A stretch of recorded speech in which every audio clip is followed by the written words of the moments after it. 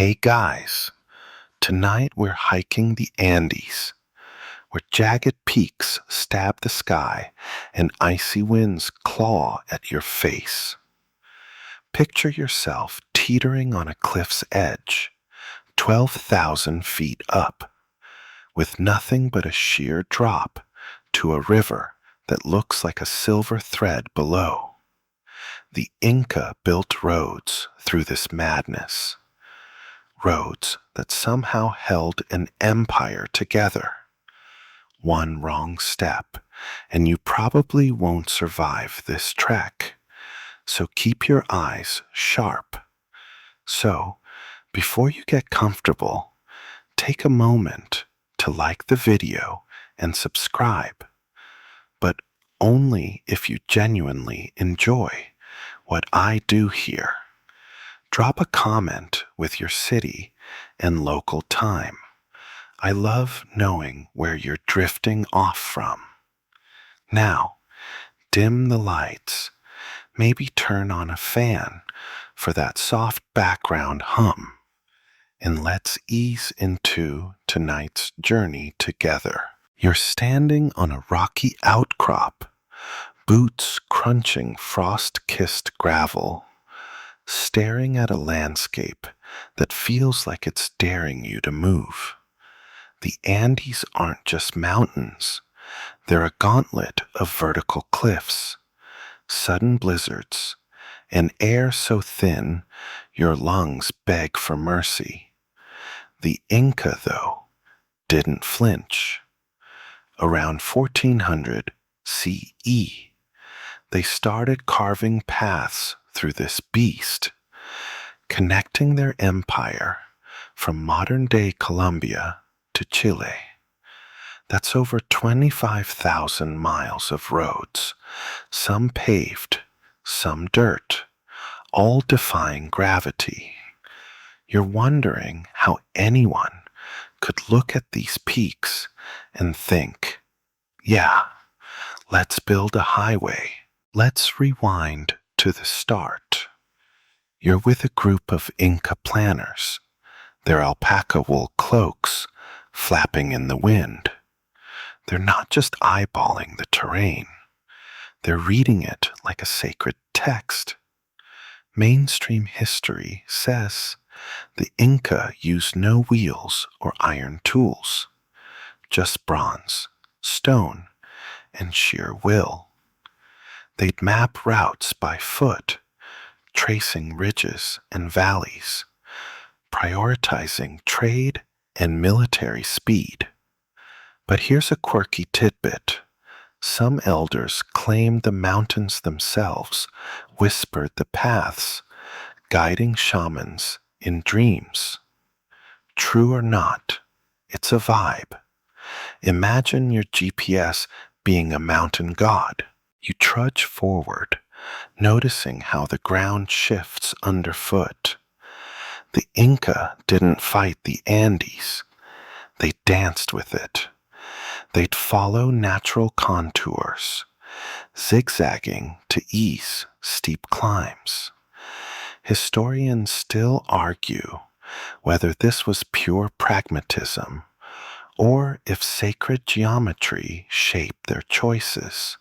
Some roads align eerily with solstice lines. You spot a faint trail ahead, not paved yet, just a worn path from centuries of feet. It's humbling, right? No blueprints, no cranes, just people and their stubborn refusal to let the mountains win. As you climb, the air bites harder. You're passing a small village, mud brick huts clinging to the slope like barnacles. Locals are chewing coca leaves for stamina, offering you some with a grin.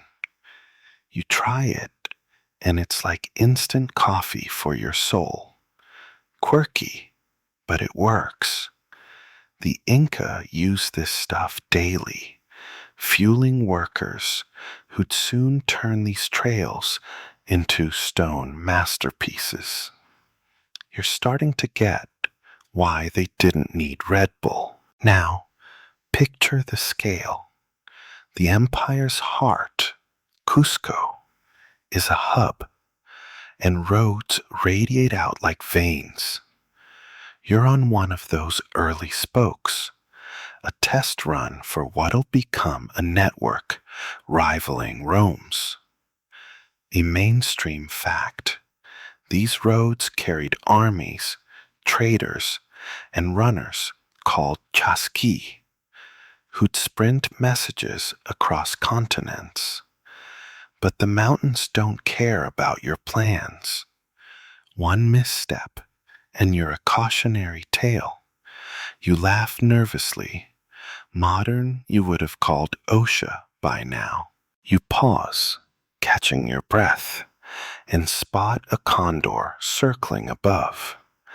It's massive, wings slicing the clouds.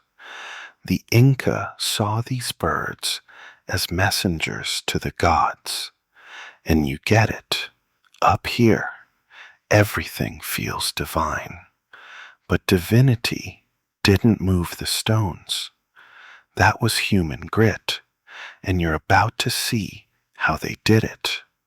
For now, you keep walking, the path stretching into the mist, pulling you deeper into the Incas world. You're deeper in the Andes now, boots slipping on scree as a storm brews overhead.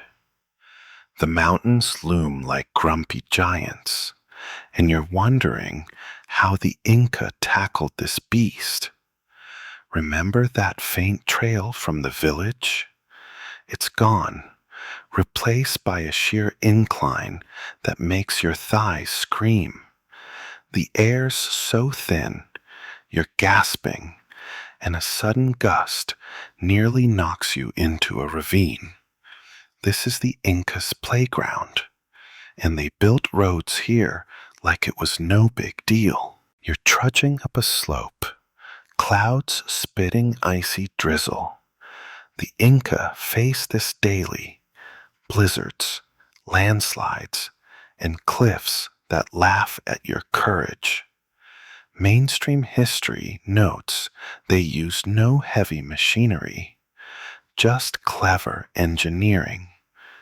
They'd cut switchbacks to tame steep grades, like a staircase for giants. You're on one now, zigzagging up a face so steep you're basically crawling. It's genius. Each turn reduces the climb's bite, but you're still cursing under your breath. Here's a quirky bit. Some say the Inca tested routes with llamas. If the pack animals slipped, the path was scrapped. You spot a llama now, chewing grass with a smug look, like it knows you're out of your league. You chuckle. Modern engineers could learn from that furry QA team. Historians still argue whether these switchbacks were purely practical or if they mimicked sacred serpent shapes, winding like cosmic symbols. Either way, you're grateful for the slower ascent. You reach a plateau, lungs burning, and notice the ground's different, flatter, almost paved.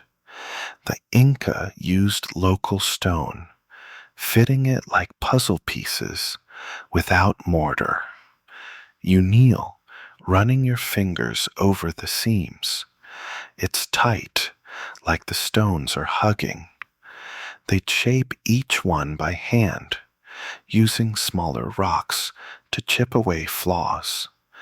No lasers, no power tools, just patience and a knack for physics.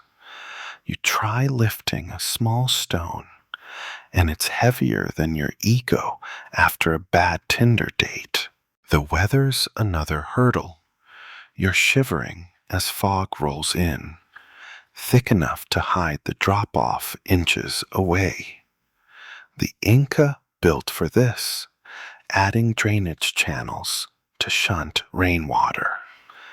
You spot one, a shallow groove along the path, guiding water like a mini aqueduct. It's so smart you almost applaud, but your hands are too cold. These channels saved roads from turning into muddy death traps, a trick modern hikers like you appreciate. You keep moving, noticing raised stones marking the path's edge. They're like ancient guardrails, keeping you from a 2,000-foot tumble. You're starting to see the Incas' obsession with control. Every detail, from drainage to markers, screams precision. But it wasn't all brain power. Workers hauled stones up these slopes, backs bent, muscles screaming. You try to imagine their stamina, fueled by coca and corn. You're barely managing with your fancy hiking boots and a granola bar. A condor swoops low, its shadow brushing the path. You freeze, half expecting it to judge your progress. The Inca revered these birds, and you're feeling that spiritual vibe again. But the mountains don't care about your awe. A rock tumbles nearby, reminding you to focus. You laugh softly. Nature's got a way of keeping you humble, like a cosmic, stay in your lane. You're nearing a ridge, the path widening slightly. It's not just a trail anymore. It's a statement.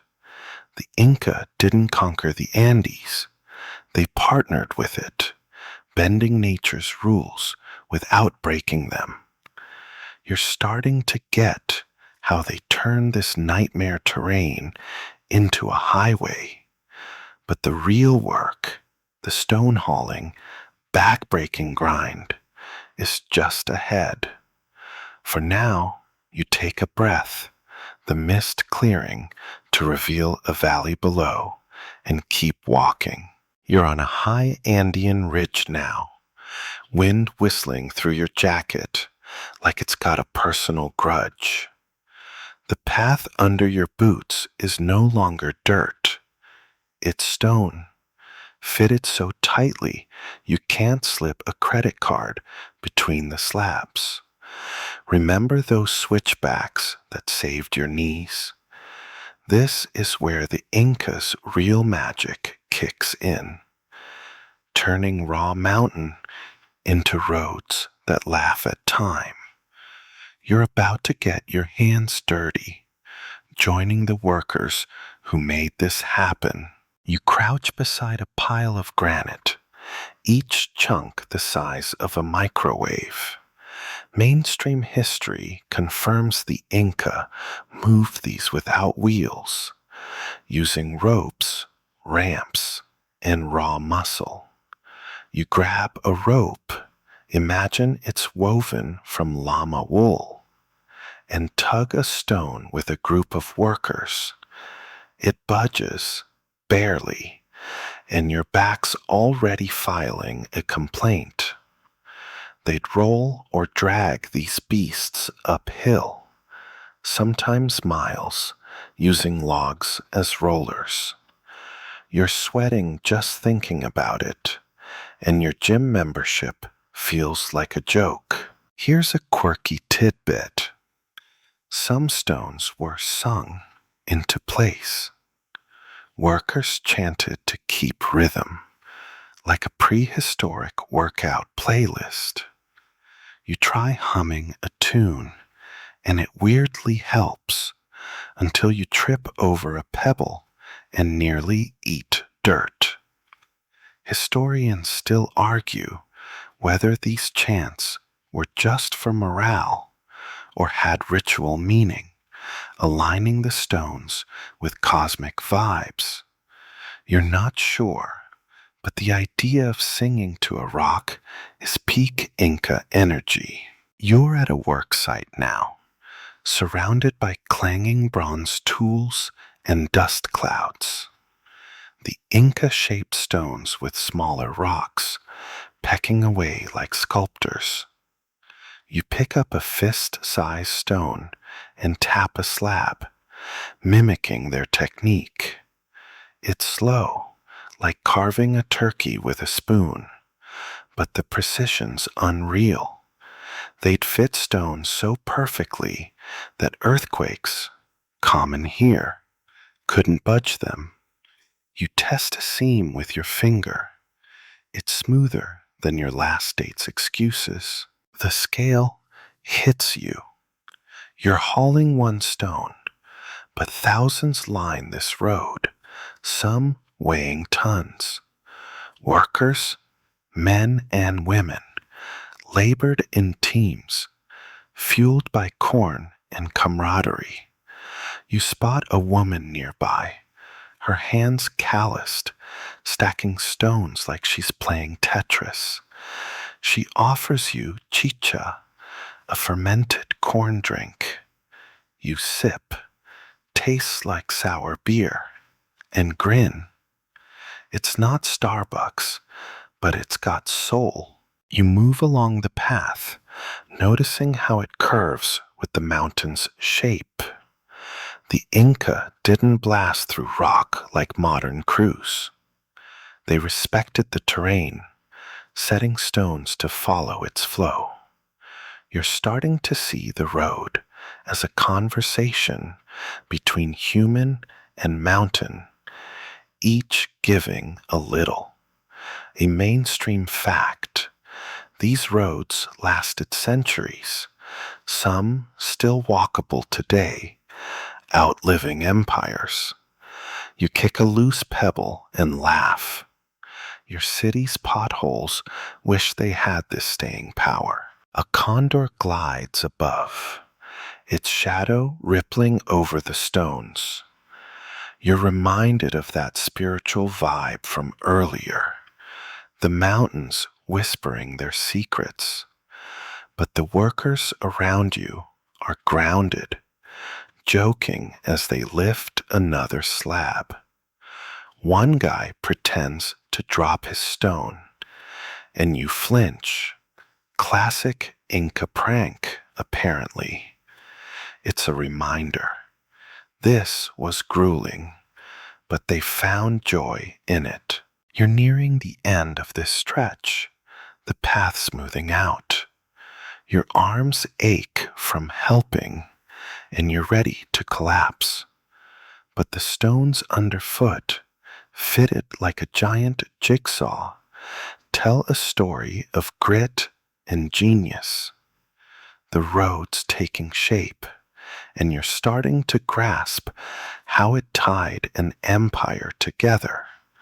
Up ahead, the path stretches toward distant peaks, hinting at the vast network you'll explore next. You're striding along a stone path now, the Andes sprawling around you, like a crumpled blanket of green and gray. The air's crisp, carrying the scent of wet moss and distant snow. Those tightly fitted stones from the work site, they're everywhere, stretching far beyond the ridge, weaving through valleys and over peaks. You're not just on a road anymore. You're tracing the veins of the Inca Empire, a 25,000-mile network that makes your morning commute look like a nap. You're walking a wider section, the path smooth enough to feel like a proper highway. Mainstream history calls this the Hapak Han, the Royal Road, linking cities, forts, and sacred sites from Ecuador to Argentina. It's not one road, but a web, with main arteries and smaller trails branching like capillaries. You imagine traders hauling quinoa, soldiers marching, and priests chanting under starlight. This network carried everything: goods, armies, ideas, across an empire bigger than most modern countries. Here's a quirky tidbit. Some paths had speed bumps, raised stones to slow llamas down on steep descents. You trip over one and laugh. Guess you're no llama. Historians still argue whether these were for safety or to control trade flow, like ancient toll booths. Either way, you're glad for the reminder to watch your step. You pass a tambo, a roadside rest stop, its stone walls weathered but standing. These were like Inca motels, stocked with food and supplies for travelers. You peek inside, half expecting a vending machine, but find only shadows and a faint echo of footsteps. The Inca planned these every few miles, proof they thought logistics through better than your last group project. You sit on a stone bench, catching your breath, and notice carvings, simple but precise, like the roads themselves.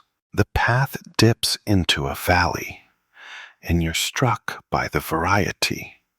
Some sections are paved with cobbles, others just packed dirt, but all follow the land's curves.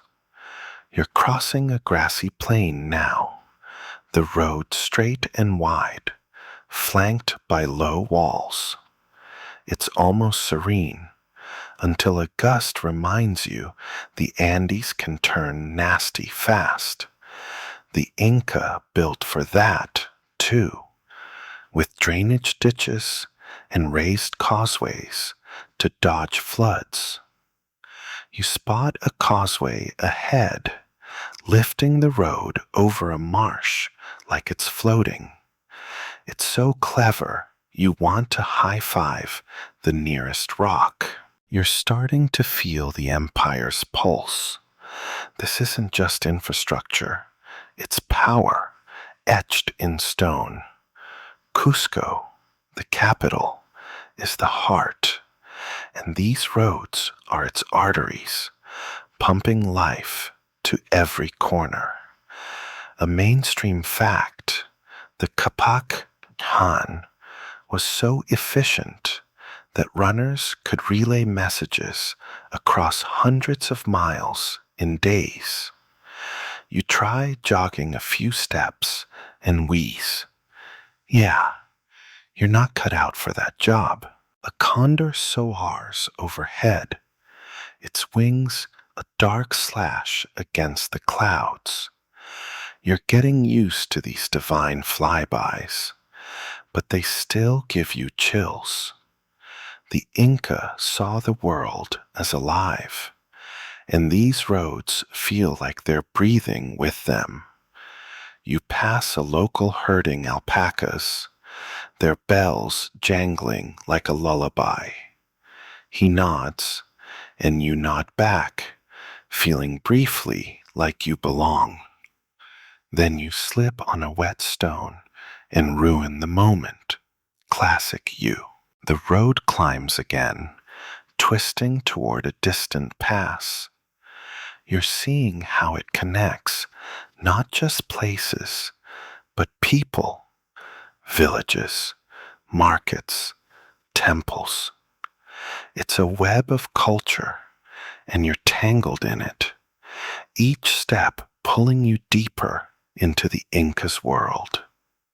Up ahead, the path narrows, hinting at something sacred. You're not just walking a highway anymore. You're on a pilgrimage. You're climbing a narrow Andean path now, the stones underfoot, polished by centuries of feet. The air feels thinner, almost holy, as clouds swirl below like a misty sea. Remember that vast road network tying the empire together. Here, it's not just about trade or troops. There's a sacred pulse to these trails. You're walking a route that feels like it's whispering to the mountains themselves, and the Inca planned it that way. You're on a high pass where the road aligns with a distant peak, glowing pink in the dawn. Mainstream history says the Inca designed some paths to frame sacred sites, like natural altars. This one's no accident. It points straight at Apu Ausangat, a mountain they revered as a god. You pause, feeling the weight of it, like the landscape's watching you back. The road's not just a path, it's a prayer carved in stone. Here's a quirky tidbit. Some believe the Inca shaped roads to mimic constellations, like a star map on Earth. You squint at the path's curves, half expecting to see Orion, but it's probably just your tired eyes.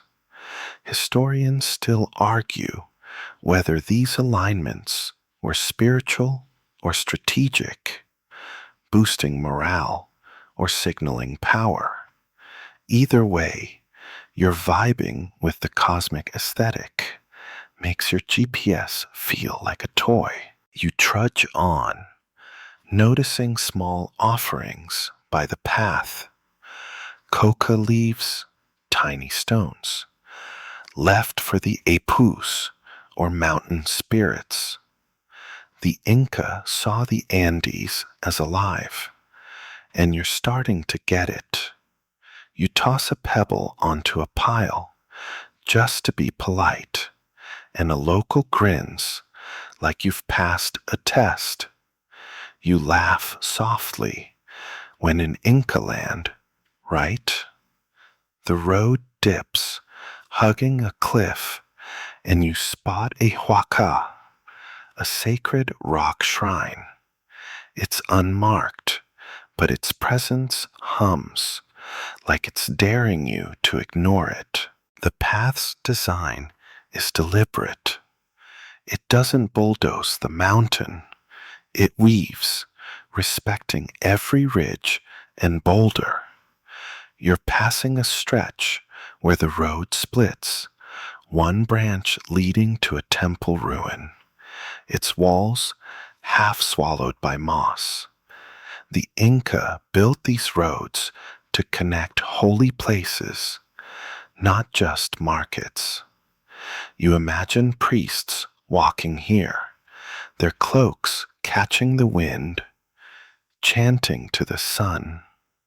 It's so vivid you almost hear them.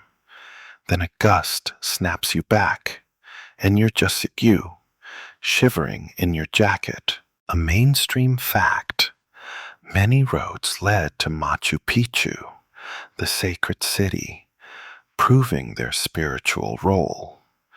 You're not there yet, but you feel its pull, like a magnet in the mist. The path climbs again, and you're puffing, wishing for that coca leaf stamina from the village. A llama passes, giving you side-eye, and you mutter, "Show off."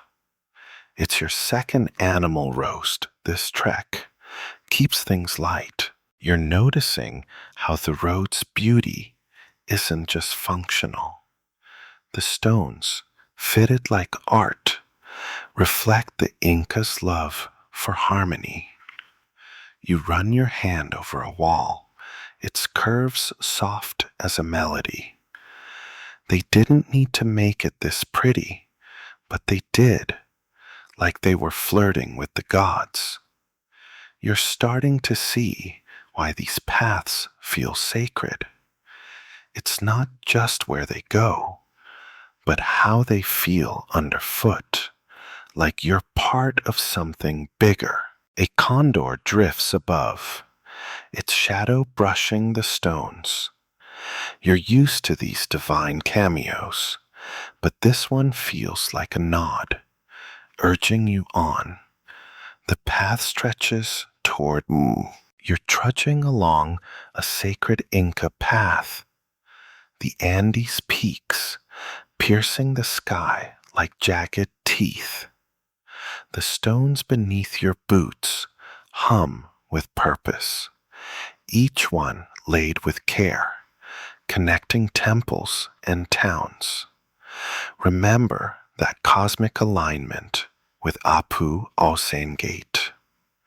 Now you're deeper in, surrounded by workers whose sweat and loyalty built this empire's spine. You're not just walking, you're joining the communal grind that made these roads possible.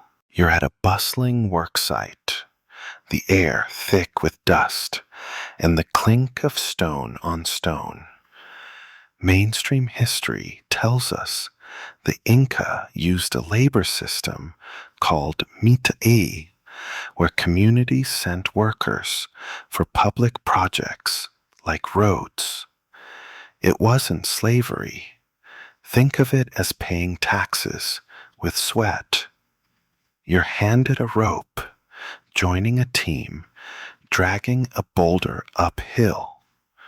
Your arms burn, and you're already regretting that extra quinoa at breakfast. Everyone's in sync, chanting low, their voices blending with the wind. Here's a quirky tidbit. Workers sometimes chewed coca leaves in patterns, like a secret code for stamina. You try it, nibbling a leaf in a spiral, and feel a buzz. Placebo or not, it's weirdly epic. Historians still argue whether mita was purely practical or a ritual bond, tying villages to the empire's heart. You're leaning toward both, seeing how these folks laugh through the grind, like it's a family reunion with rocks. You're hauling stones now, your hands raw. The team's leader, a grizzled guy with a scar like a lightning bolt, points where to place each slab. He's not barking orders, he's teaching, showing you how to fit stones so tight a blade of grass can't sneak through. You fumble, dropping a rock, and he chuckles, saying something in Quechua you don't catch. You grin back, nothing like bonding over a near-squashed toe. The system's genius hits you. Villages sent their best, not just muscle, but know-how. You spot a woman carving drainage grooves, her precision like a surgeon's. She's from a valley miles away, here for her mita stint. You offer her chicha, that sour corn drink from before, and she accepts, teasing your clumsy stonework. You laugh, your ego's taking more hits than a piñata. A mainstream fact. Mita built not just roads, but loyalty, knitting the empire's 10 million people into one machine. You're seeing it firsthand, how every worker's pride is in the stones. The path stretches ahead, smooth and wide, a testament to their unity. You're starting to get why the Inca didn't need whips. Shared purpose was their glue.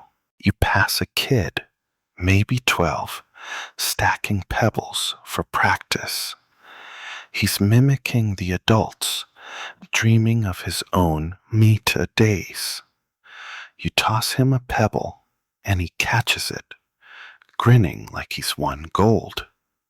It's cute, but it reminds you this was life, not a summer job. You're half tempted to fake a back injury and sit this one out, but the team's vibe pulls you back in. A condor circles above, its wings slicing the clouds. You're used to these spiritual winks, but this one feels like approval, like the mountains are nodding at the work. The path curves toward a distant ridge, and you're struck by how it's more than stone. It's a promise, binding people across peaks and centuries. You're ready to move on, but first, you set one last stone, feeling a flicker of that Inca pride.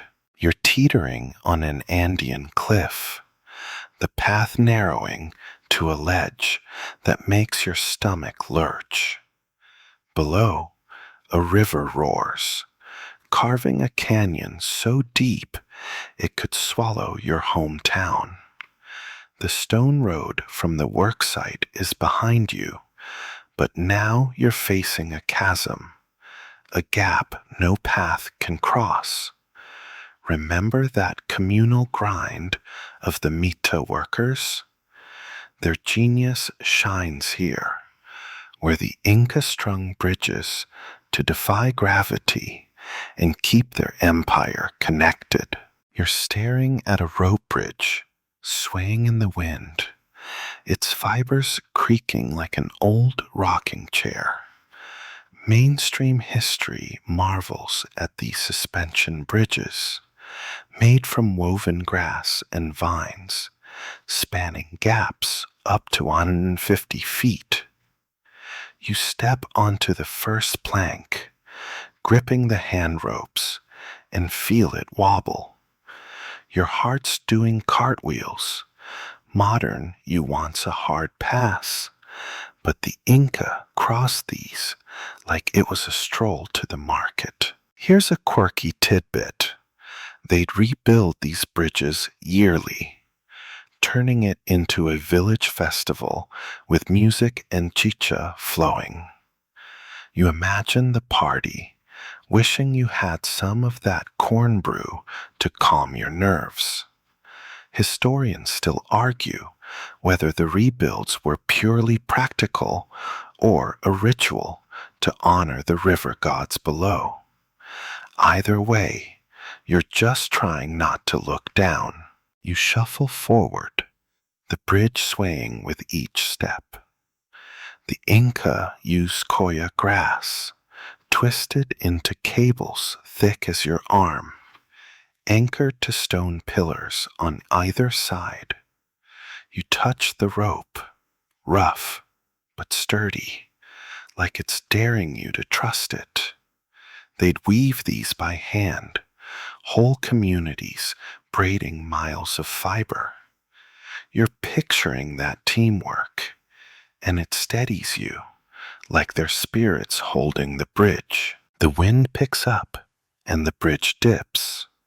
You freeze, muttering, "Nope, I'm out." But you keep going, because falling's not on tonight's playlist.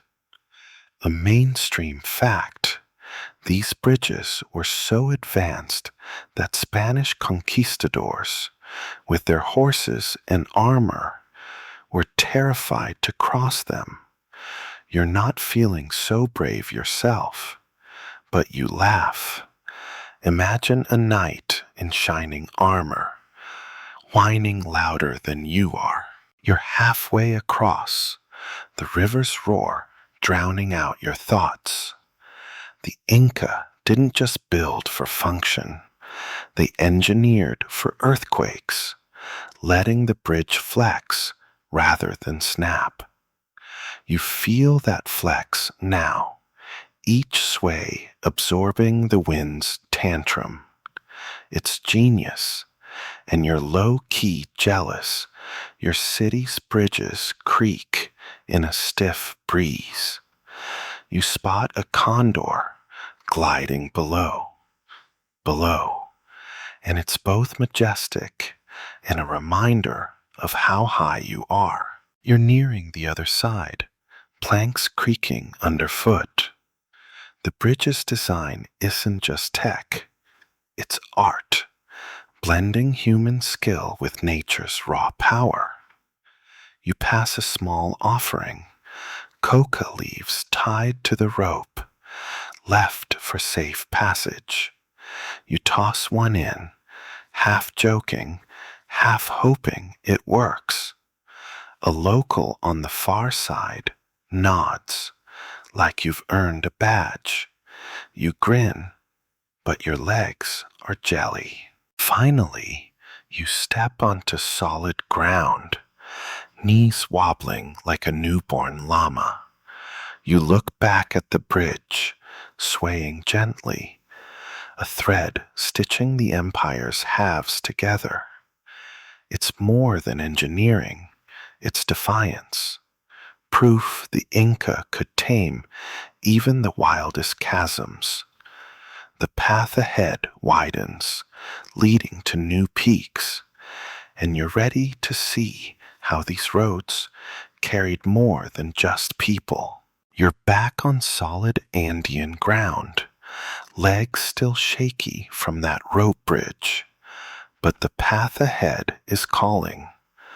The stones underfoot are smooth, stretching toward distant peaks, and the air carries a faint tang of wood smoke. Remember those bridges linking chasms?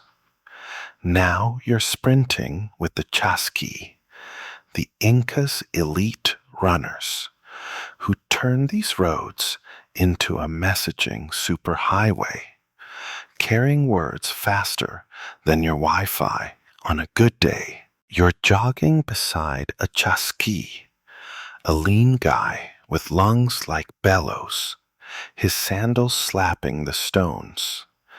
Mainstream history says these runners relayed messages across the empire, covering 150 miles a day by swapping at Tambo rest stops. You're trying to keep up, but your gasps sound like a broken accordion. He's carrying a quipu, a knotted string bundle encoding data. Think of it as an Inca USB drive. You're dying to decode it, but first, you've got to not die. Here's a quirky tidbit. Chasqui sometimes blew conch shells to signal their approach, like an ancient text alert. You imagine the sound echoing through the valleys, and it's cooler than your phone's ding. Historians still argue whether the quipu carried only numbers or full stories, like a secret script. You're betting on stories. Those knots look too clever for just math. You're weaving through a narrow pass, the path hugging a cliff. The Chasqui's pace is relentless, dodging rocks like he's got a sixth sense. You stumble, nearly eating dirt, and he flashes a grin, rude but fair. They trained for this, running since childhood, fueled by corn and coca. You're wheezing, wishing for a smoothie and a nap, but the road's rhythm pulls you forward. The system's unreal.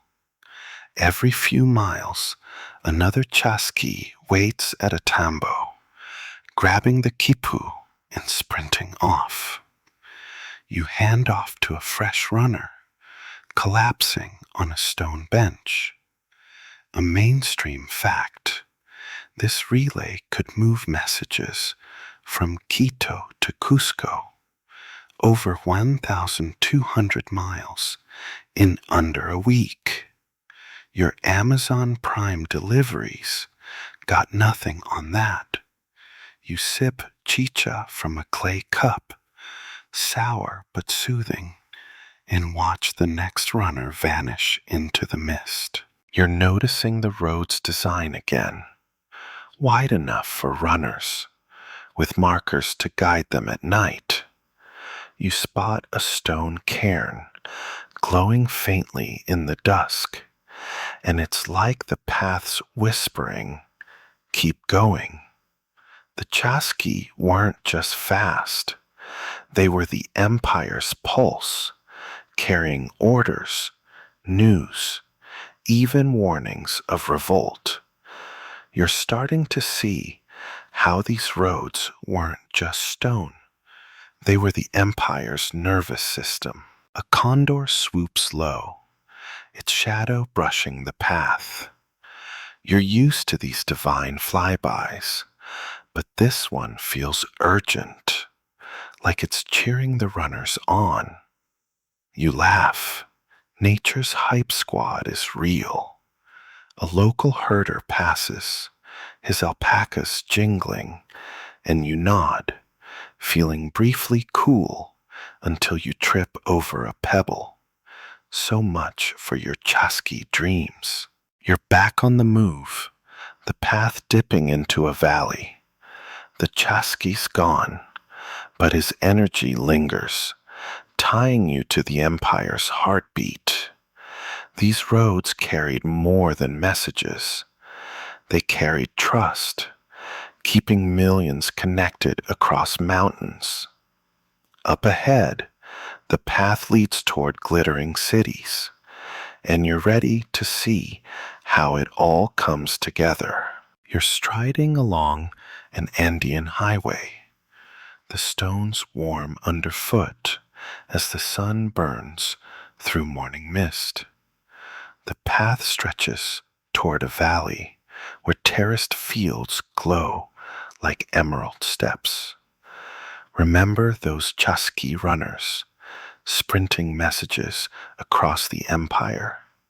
Now you're seeing where these roads led, to cities like Cusco and Machu Picchu, tying the Incas' culture, conquest, and daily life into one vast web. You're approaching a bustling outpost, its stone walls gleaming like polished armor. Mainstream history says the Capac Han linked major centers, making the empire's 10 million people feel like neighbors. You're weaving through a market, stalls piled with potatoes, textiles, and bronze tools. Traders shout in Quechua, and you snag a roasted corn cob, crisp, sweet, and better than your microwave popcorn. These roads carried goods like this, fueling cities and binding distant valleys. Here's a quirky tidbit. Some roads had checkpoint stones, where guards sniffed travelers' loads for contraband coca. You imagine a stern Inca cop and laugh. Your backpack's just granola bars, but you'd fail the vibe check. Historians still argue whether these controls were about security or sacred rituals, ensuring only pure goods reached holy sites. You're betting on both, given the Inca's knack for blending practical and divine. You're climbing toward a fortress now, its massive stones dwarfing you. The road's wider here, built for armies, its edges marked with low walls. You touch one, feeling the empire's muscle. Roads like this let the Inca conquer and govern from Colombia to Chile. A mainstream fact, the network's efficiency helped the Inca mobilize troops faster than their rivals, crushing rebellions before they spread. You try a mock march, but your stamina's more couch potato than elite warrior. The path curves past a temple, its doorway framing a distant peak. You're struck by how roads connected not just cities but beliefs, leading pilgrims to shrines like this. You spot offerings, coca leaves, tiny carvings left by travelers. You toss in a pebble, half joking, and a priest nods, like you're not totally clueless. You grin, but a slip on loose gravel humbles you. Classic Inca Road prank. You're seeing the empire's layers now. Roads carried traders to markets, soldiers to forts, priests to temples, even farmers to fields. You pass a woman herding llamas, their bells chiming like a soft playlist. She's following the same path her ancestors did, and it hits you. These roads were the empire's glue, stitching cultures across 2,500 miles. You're starting to feel like a tiny thread in that tapestry. A condor glide above, its wings a dark slash against the clouds. You're used to these spiritual nudges, but this one feels like a salute to the cities ahead. You're nearing a ridge, the path dipping toward Cusco's heart. The roads have shown you trade, war, and faith. Now they're leading to the empire's soul, where every stone tells a story of triumph and time. You're standing on a high Andean plateau, the Capac Han stretching beneath your boots like a ribbon of history. The air is sharp, tinged with the scent of wild herbs, and distant peaks glow in the fading light. Remember those bustling cities and sacred temples the roads connected?